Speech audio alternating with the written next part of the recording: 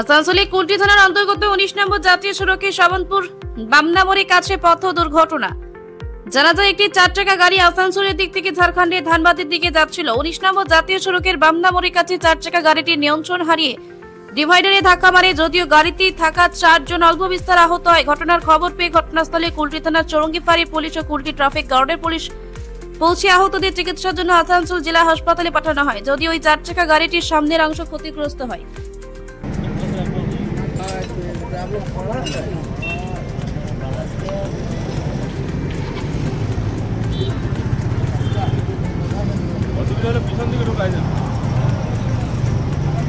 দেখা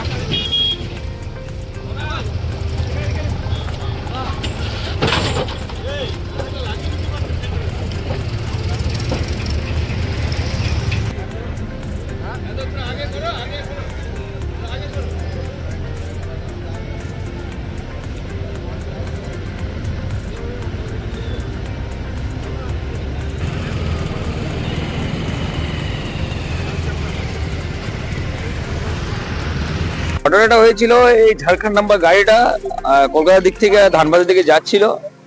গাড়িটা কোনো ড্রাইভার হয়তো সম্ভবত নিয়ন্ত্রণ হারায়, ঠিক আছে, নিয়ন্ত্রণ হারায় আমাদের ডিভাইডারে ধাক্কা মারে। 4 জন ওদের যাত্রী ছিল, ওরা মিনিমাম মানে মাইনর ইনজুরি হয়েছে। পুলিশ তাদেরকে আমাদের ডিস্ট্রিক্ট হসপিটাল নিয়ে গিয়েছে। আমি NHAI এর তরফ থেকে হাইওয়ে ক্রেন এনে গাড়িটাকে রিকভারি করে সাইড করে দিয়েছি। কোথা থেকে কোথায় যাচ্ছিল কিছু জানেন? এরা সম্ভবত ঝাড়খণ্ড দিকে যাচ্ছিল, গাড়িটা ঝাড়খণ্ড নাম্বার ঝাড়খণ্ডে যাচ্ছিল ধানবাদ। আপনার নাম? আমার নাম উৎপল মাঝি, আমি ন্যাশনাল হাইওয়ে কর্মরত আরপিও অফিস।